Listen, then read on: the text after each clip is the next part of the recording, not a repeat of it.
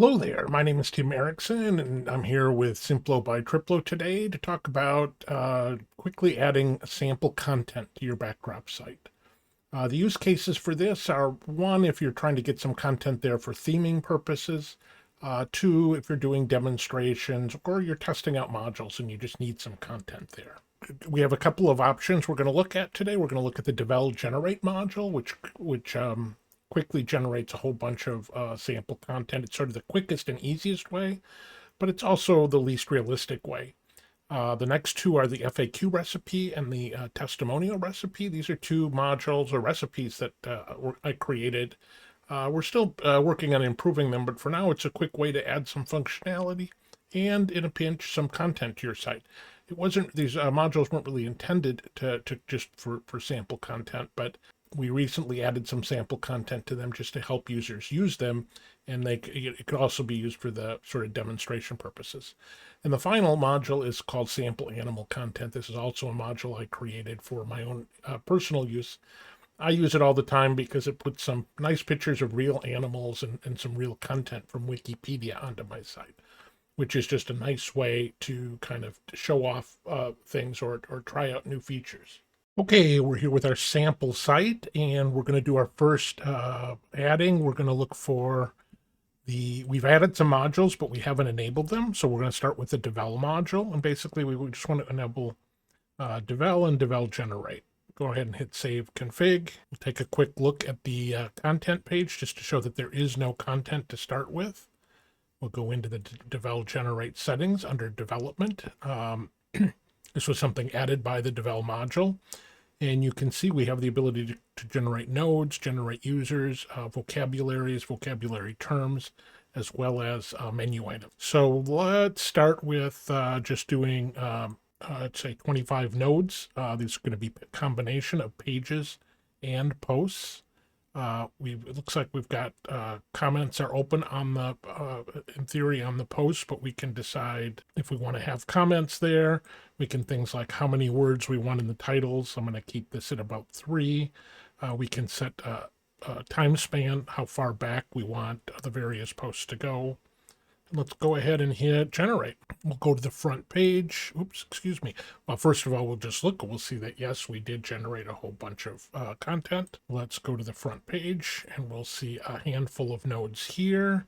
Not all of the posts will have been promoted to the front page. That's somewhat random. So some of the posts were promoted to the front page, others weren't. We can click on them. Each of them has a node page.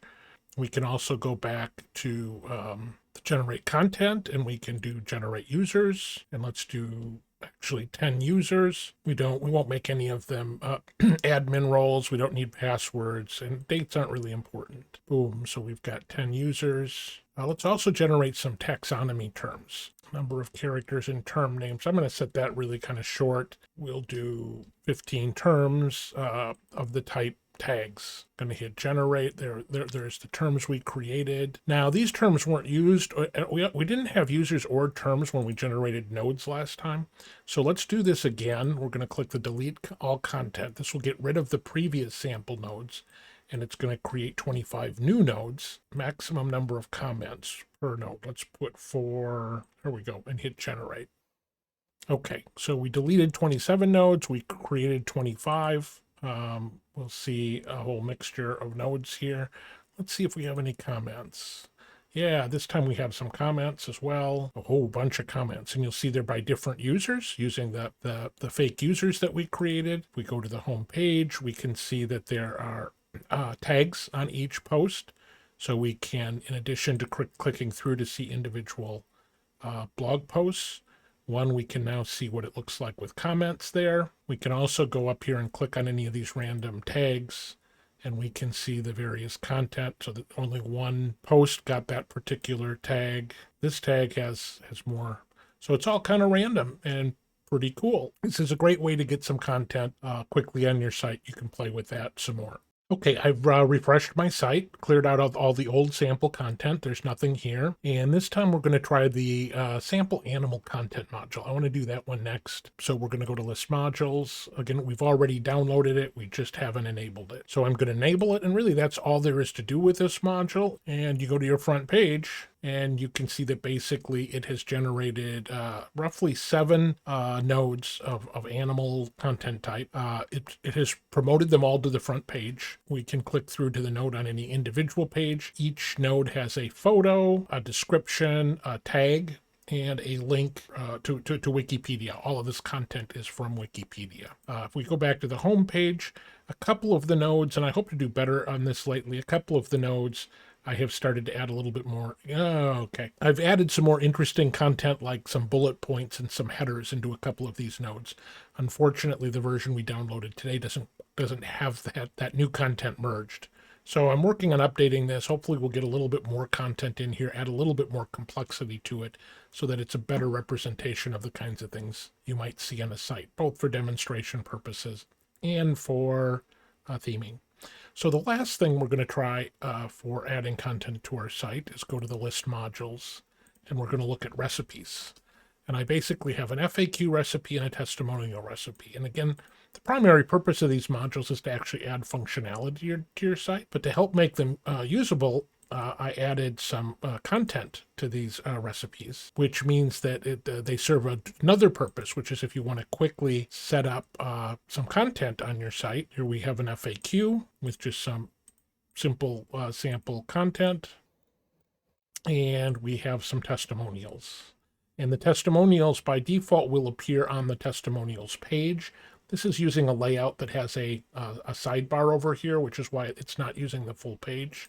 If we go to the home page and we scroll down to the bottom, we're going to see these testimonials stretch all the way across because there is no sidebar here. These are a couple of modules which you can use to just really quickly get some content into your site and or to add some features to your site.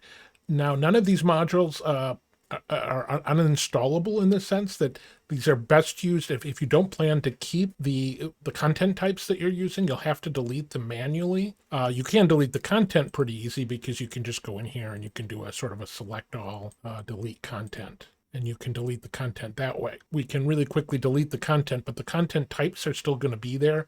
Uninstalling the modules will not get rid of the content types.